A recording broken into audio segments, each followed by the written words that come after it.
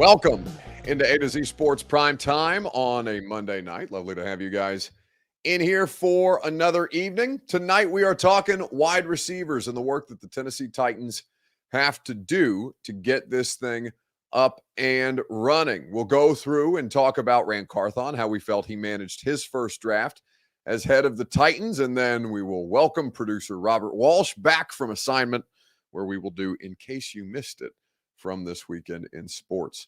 Before we get started, I need you guys to share this show around on Facebook, YouTube, Twitter, and on Twitch. If you're hanging out with us on Twitter, please retweet the show in the bottom right-hand corner of your screen. If you're on Facebook Live, you can share now to public. That is in the bottom left. If you're on YouTube or Twitch, you can like the video. You can subscribe to the channel. You can get a friend to do the same if you've already done so yourself. We're talking wide receiver plans tonight, and Al Andretti on Facebook Live says we ain't going to do nothing.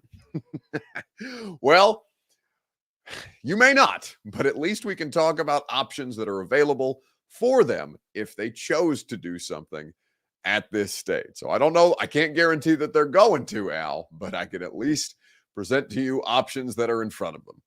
Let's go ahead and get the primetime show started and get you underway. Welcome into A to Z Sports Primetime from the Superbook Sports Studios. I'm your host, Buck Rising, if you're new to the show, and I'm proud, as always, to be presented to you by the Ashton Real Estate Group of RE/MAX Advantage. Go to GaryAshton.com and get your dream address without the stress.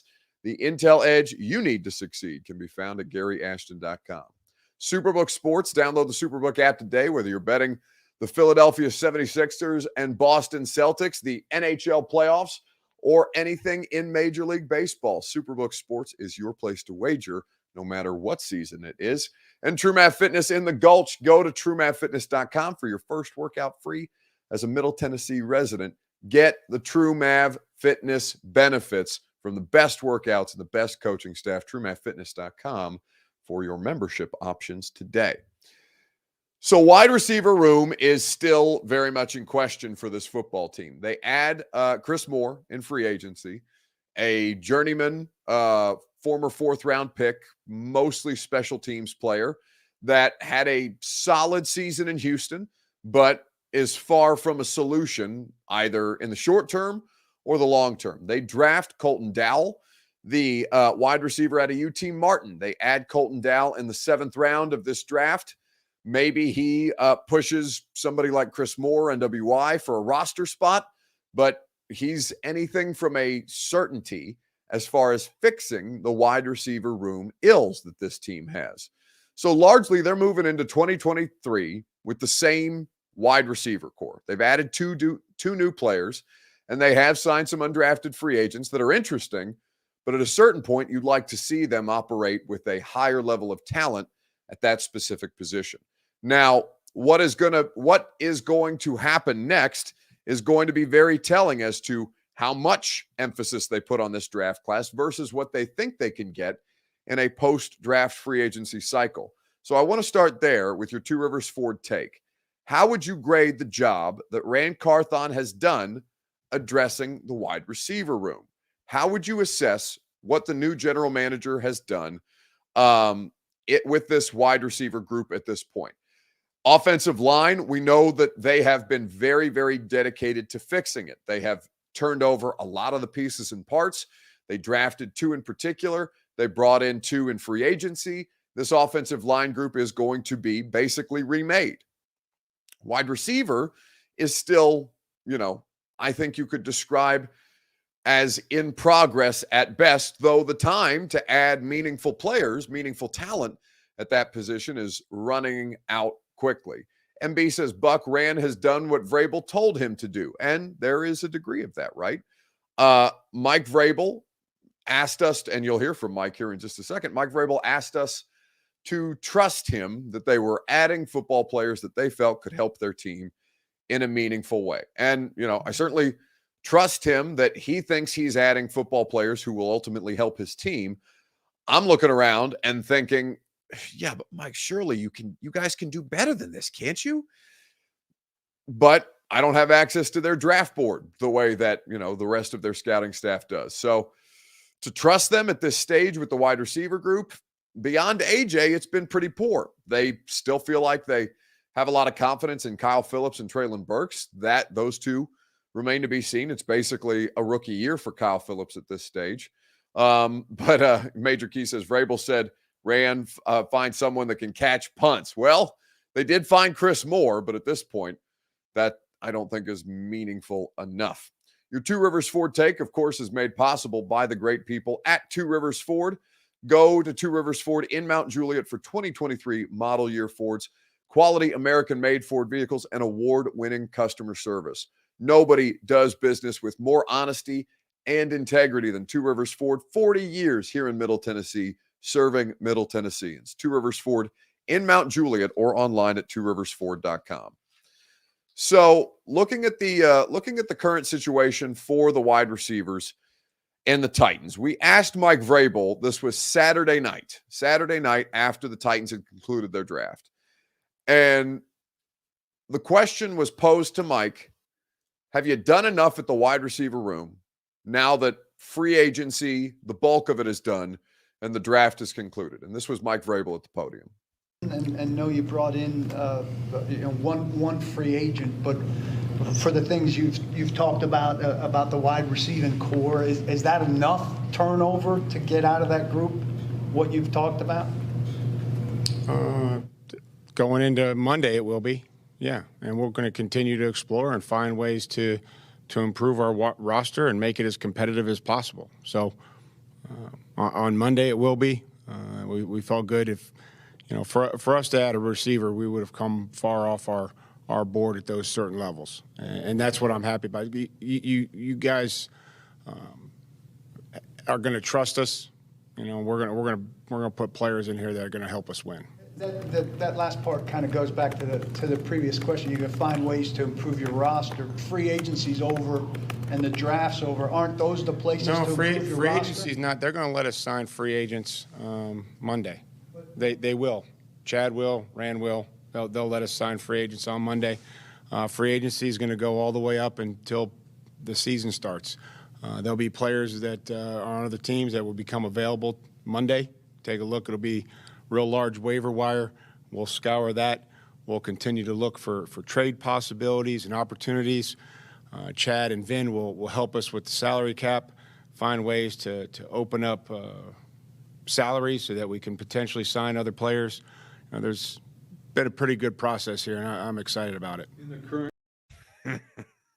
And I'm excited about it, he says through snarled teeth. The restructures thing is still on the table, and there are players who are going to get cut. Ben Hall says, when are y'all going to call him out on his arrogance? That was a pretty good exchange of Titans media pushing back on the work that they did. In particular, that was Paul Kaharski asking that question. Call him out on his arrogance. Like, him being arrogant is not something that, like, I don't care. I don't care if Mike's being Mike up there. It doesn't bother me. Like, it obviously irritates you guys because you're fans of the football team. You want more direct answers, and you don't want somebody who's going to carry himself with a sense of entitlement. I think Rexroad asks tough questions. I think Tehran asks tough questions. I'm not there every day on a regular basis. So I'm more of a casual at this point. I'm there after every game on the road and things like that. But, like, call him out on his arrogance. What do I care if Mike Vrabel's arrogant? You know what I'm saying? Like, it bothers me none that Mike's arrogant. Now, if it bites him in the ass and they are shitty again, and then, yeah, we're going to talk about how bad his football team was and how they doubled down on not taking a wide receiver until the 7th round and all these different things. Like, then it affects me none. So we can ask him the questions. He can answer the questions how he wants to answer them. And then you guys can be pissed at the way that he responds to them. But, like, our job is not to get upset in the room. But I do think that they were held accountable this weekend. And we'll play a clip of that because we were all, even Jimmy Wyatt, who works for the team, we were asking questions about the picks that they made on Friday in particular. So, if you guys want more out of your local media, that's all well and good. But to ask people to get upset on your behalf, we'll ask questions on your behalf, but like to get upset and to get in a shouting match about Mike, why are you so arrogant about this? I don't care whether he's arrogant or not. It's whatever. He is what he is. All right, let's talk about Ran Carthon in his first draft. We'll do that here in just a second, right after I remind you that the Primetime Show is presented by the Ashton Real Estate Group of Remax Advantage. Go to GaryAshton.com and get your dream address without the stress. The Ashton team is putting you in a position to succeed with that Intel edge. That helps you sell your home without any showings or staging, helps you find your next home while you sell your current one, helps you buy in or cash in on your home equity and win the buyer battle right now. GaryAshton.com is where you go for GaryAshton.com is where you go for your dream address without the stress. The Intel edge you need to succeed is Gary Ashton. Okay. So looking at Ran Carthon in as his first draft, or let's read some more of your comments. Let's see. Ricky W says, yeah, but when you have Mike as your banner on Twitter, we're not expecting tough questions out of you. That's pretty funny. I have changed my banner, I think once a month with different Mike Vrabel faces. I have I don't know how many of you pay attention to Twitter and things like that, like reaction memes. I keep on deck a stack. Rand is not as expressive as Mike, I will say this, but I do keep a stack of Mike Vrabel reaction memes. Like, I don't know if that's visible, Bert. You can tell me whether that's visible enough on the screen for people to see. But, when I have things that I want to react to on Twitter with just pictures, I have a variety of different Mike Vrabel faces. Turns out Mike is very emotive that way. So I do tend to rotate. If Rand had a more expressive face, maybe I would work more Rand in there. And, occasionally the Tannehill pain meme, things like that. I've got a couple of those too. We keep them strapped. But that's funny. I think a lot of questions were asked, but like, I don't think they were tough questions that were asked this weekend. I just think they were necessary. Like, no, even Paul Karski, who I know a lot of people don't like the way that Paul goes about press conferences or the way that he carries himself in those situations. I don't want to get too much inside Titans media stuff. You guys really don't care about that kind of inside baseball stuff. But I thought Paul was honestly pretty diplomatic in the questions that he asked. It's just that they're fair questions, and how they responded to them, I thought was pretty telling. But we'll talk about Ran Carthon's first draft. Let's see. Should have taken Hooker over Booger Picker. I assume he's talking about Levis. That's Chris Johnson on Facebook. EA Domino says, I love PK, voice of the fans. Paul would hate that. Paul would hate the idea that anybody would describe Paul as voice of the fans. That is something that would make him physically upset, which delights me. I've got some pretty good videos of Paul from us all hanging out in the media room this weekend together. He was cracking my shit up. But I think that he does ask questions the way that you guys want questions asked more often than anybody, right? Because Paul does have a tendency to get a little more emotional than I think most people should do. Xavier Cohen says PK is the only one who isn't scared of Vrabel. I don't think Rex Rhodes scared of Vrabel. I don't think Terod's scared of Vrabel. I don't think anybody's scared. I think there are moments when Mike can, put on a little bit, but I mean, it's 6 or 7 years at this point of us all working together. I don't think anybody's scared of Mike at this stage, even though Mike still tries to scare people from time to time. He cracks me up. It's a fun working dynamic, though. I really enjoy the back and forth that Titans media has. With the coaching staff and now Ran. But I do think that it was important to call them on a couple of different picks this weekend, and that was something I thought we as a group did effectively. So let's keep it moving here and talk about how you would assess Ran Carthon after his first draft as Titans general manager. How would you grade the job that Ran has done thus far? We'll get into this together right after I remind you that the Primetime Show is made possible by Superbook Sports. Download the Superbook app today and get in on all the great odds boosts and promo bets that they have to offer. Whether you are betting postseason basketball, hockey, or regular season in the MLB, XFL, if that's your fancy, Superbook Sports is your place to wager no matter what season it is. They have those great odds bet boosts and promo bets available to you. They'll even match your first bet up to $1,000, win or lose. So download the Superbook app today. Go to superbook.com for terms and conditions. Gambling problem, call the Tennessee Red Line, 1-800-889-9789. So looking at the situation for Ran Carthon, how do you feel that he did in his first draft as Tennessee Titans general manager? Mr. Jones says the Titans fan base would have doubled by drafting Hendon Hooker. Yeah, but nobody gives a shit about that. I mean, I honestly thought that was one of the dumbest opinions that I saw floating around on the internet this weekend. Their job is not to care about the marketing. Here's what I'll say. I get why Will Levis is going to receive more scrutiny being drafted by the Tennessee Titans, playing in the SEC, not playing well against the University of Tennessee. Actually, he was good against Tennessee in 2021, but obviously was not good against Tennessee or Vandy in 2022. Kentucky struggled. Will Levis struggled. And for Vols fans to not want Will Levis, I get.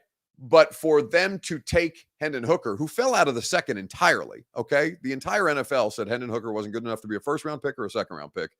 And the torn ACL factors into this.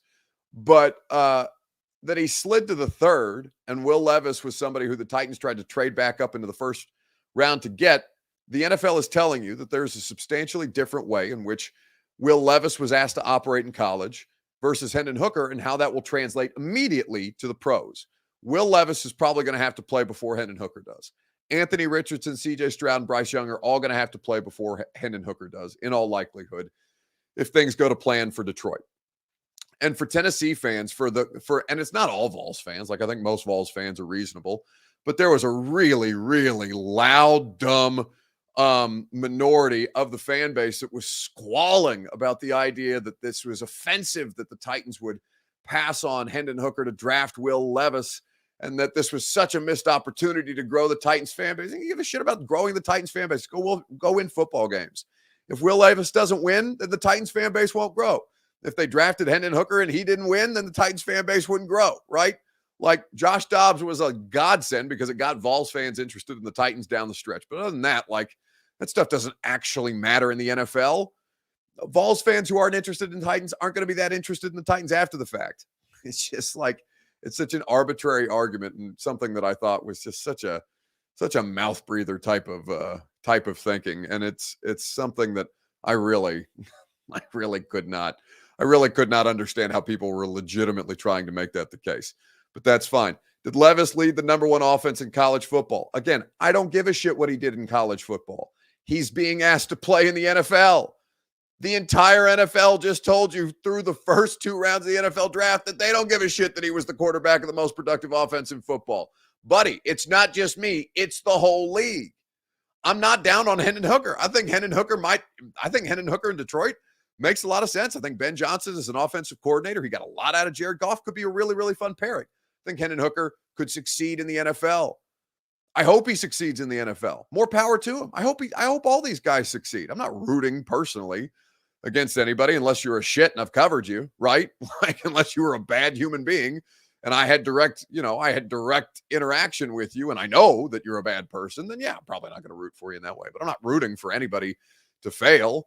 But the entire NFL just looked around and said, yeah, the Tennessee offense, it doesn't translate well for Hendon Hooker, doesn't translate well for Cedric Tillman, doesn't translate well for Jalen Hyatt. All three of those players may go on to have successful NFL careers. But if you're a Vols fan pissed about Levis, it should be because of the reason that Ben Hall cites, that he underperformed in every game that mattered, not because the Titans took Levis over Hendon Hooker because Hendon Hooker went to Tennessee. Who cares? Who cares? Let's get back to Ran Carthon.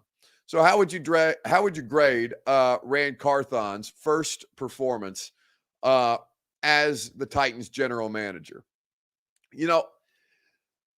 I said this on the radio show today, and it was something that I'd been thinking about for a couple of days now since we've concluded the draft on Saturday night. If I was a Titans fan and my expectations was my offense was going to be substantially improved this offseason from a personnel standpoint, I would be sick to my stomach about the moves that they've made. Even as I understand that they've retooled the offensive line, expectations were higher. They did not meet them to this point. It's not over yet. They still have time to add pieces to the roster. Meaningful pieces, though, how much more meaningful they can be based on what they already have remains to be seen. So we'll let that play out. I didn't hate their draft. I thought the draft was fine. I thought the draft was functional. I thought that it added depth and competition at very important positions. It did not satisfy, by any stretch of the imagination, the offensive skill position player needs that I thought that they had. And so on Friday, when they traded up to get Will Levis and they took Tyjae Spears, the Tulane running back, in the third round with a lot of wide receivers still left on the board, knowing that they didn't have a fourth-round pick, a lot of the questions were being asked specifically about decisions. You guys wanted Carthon and Vrabel pressed. We did that, I thought, effectively as a group. And I thought, not to pat Titans media on the back, but I really do think that we collectively walked in there with the intention, okay, they need to answer questions about this. Now, Rand Carthon, I didn't think handled that very well on Friday. I thought on the whole, the draft process was fine. But Friday was a bad look for the Titans general manager when we're asking him questions that are not terribly tough, that are necessary to ask at this point in time. And he went on a bit of a sidebar about it in the middle of talking about running back Tyjae Spears. He can make guys miss as well as contribute in the passing game. He catches the ball well out of the backfield. He's a good route runner. Just another, guy that can do it all, for us, and you can put him in the game in any situation, and there'll be some production there. I just want to say something real quick. Today and as yesterday, these kids are living their dreams, right? Having their name called, realizing the dream and being drafted. And I don't want these, interactions between us to always feel like we got to take a negative turn. And, this should be a joyous moment for us to praise these kids. This is a moment, these kids are going to see this, and this is a moment for them and their families to rejoice in, because it's only going to happen once. We joked, earlier about, Jim and I joked earlier about me not being drafted, you know what I mean? Yeah. And that's a moment, in my career I can never get back. Coach was drafted in the third round. It's a moment he'll always remember. So let's keep that in mind, when we're talking about these kids and where they've come from and because a lot of these kids have overcome a lot, to get to this point, So let's keep that in mind in moments like this. There'll be other times to critique what they've done. These kids haven't even stepped on the NFL field yet, So let's keep that in mind. This is a moment for them and their families to have something to be proud of and enjoy this moment. Rand, could you circle to? So, and I said this on the radio show, I understood what he was trying to say. And I thought it was just the absolute wrong moment to try and sidebar. It is literally the time for us to ask questions about these selections that you've made. That's literally the designated league obligated, media contract mandatory time for us to ask you questions about these guys. It was bizarre. And I said this earlier today too, it affects him that he didn't get drafted, right? He wanted that moment that so many of these kids got, and he wants us to be more cognizant of the moment, the incredible moment that a lot of these draft picks are getting to experience in real time. I don't disagree with that. I'm happy for these dudes too, but whatever. They'll celebrate with their families, and we'll ask you questions about the quarterback and his decision-making and his turnovers and why it is that you took a running back who has reportedly got arthritis and has been described by NFL teams as potentially only being a one contract type player. It was pretty bizarre. Like I said, I thought he handled the rest of the things fine, but it was a read the room moment that he missed, and he missed pretty big on. And, it'll happen down the line. He'll handle plenty of press conferences fine. You don't win or lose football games based on how you handle a press conference. Bizarro PK says, "Are you still crying, Buck? This is comedy." I'm not crying about it. I just thought it was, I thought I played poorly. I thought he came off defensive. I thought it came off weak. And I think Titans fans don't give a shit about that. They're not interested in the humanity of it. I'm fine with humanizing players. I'm going to side with players over management more often than not. But also, I want to know why the players you added. I want to know why you added the players that you did and when you did, given the needs that you still had on the board and the fact that you were very, very casual in addressing the wide receiver needs this offseason. So, yeah, I think those are totally fair questions. I don't think it's crime. I think it's fair. The Photo Trekker says, sounds like you guys aren't as smart as us. So shut up and support us, whatever we do. Yeah, but I don't think it's that extreme. Like, he wasn't telling us to shut up. He was just telling us to take it easy. And that's fine, but he's wrong. Like, he's wrong and he's okay. Like, it's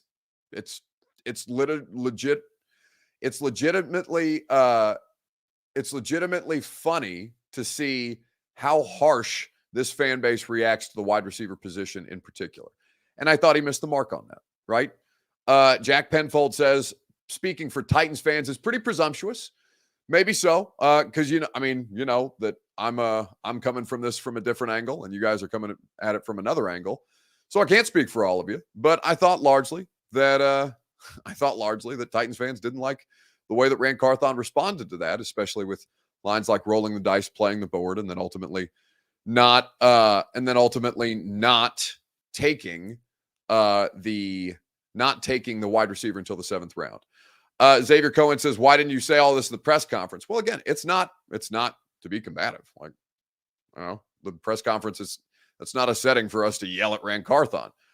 We'll ask questions. He answers the questions. I'll listen to the answers, and then I'll decide how I feel about him, and I'll talk about him, write about him, and I've talked to Rand plenty throughout the course of the last 3 days. It's not like he doesn't know how we all feel about this. They have. Did you not see them waving at you and everybody who thought they should have taken a wide receiver earlier? Like, they know what's being said about them. It's not like anybody's hiding this stuff. They have somebody specifically on the Titans PR staff who takes clips of everything that we write or say, put them in an email, and send them out to the organization every day.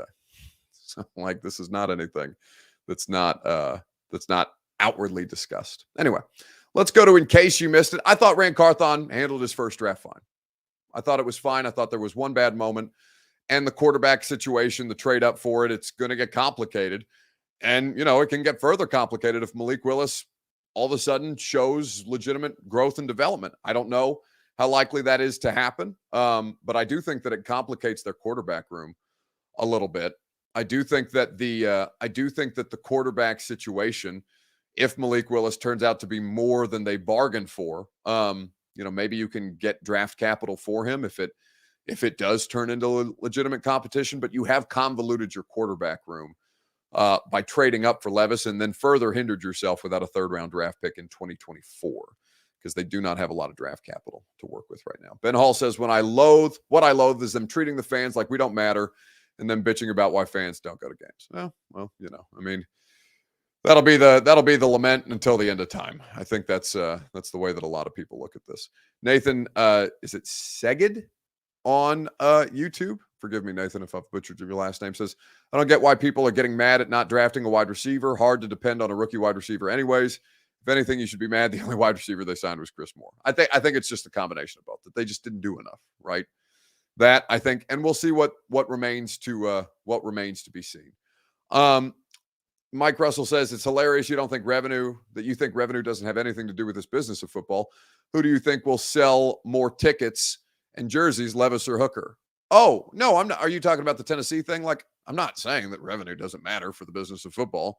I just don't think it matters that consequentially. Like, what ultimately matters for the business of football is the television dollars. That's why your stadium's getting smaller. They're not making bigger stadiums. Fan attendance matters for their bottom line far less. Now, if you stop showing up altogether, yeah, it's going to hurt them, but people aren't going to stop showing up altogether just because they drafted Levis over Hooker, right? Like, it's not that consequential. Sure, you might sell a few more tickets with Hooker over Levis because Vols fans are nuts like that, and they love him. They love Hendon Hooker, and rightfully so. He was a great part of their program for a long time, or for a pivotal time, not a long time, but a pivotal time. Not here for a long time, just a good time, right? But I do think that, ticket gate revenue It is a percentage of revenue, yes, but it is not the percentage of revenue that matters the most. The percentage of revenue that matters the most is the television dollars, and the television dollars aren't slowing down one bit. So, it's really like, it's not any kind of, they're not hurt financially because they didn't take in a hooker.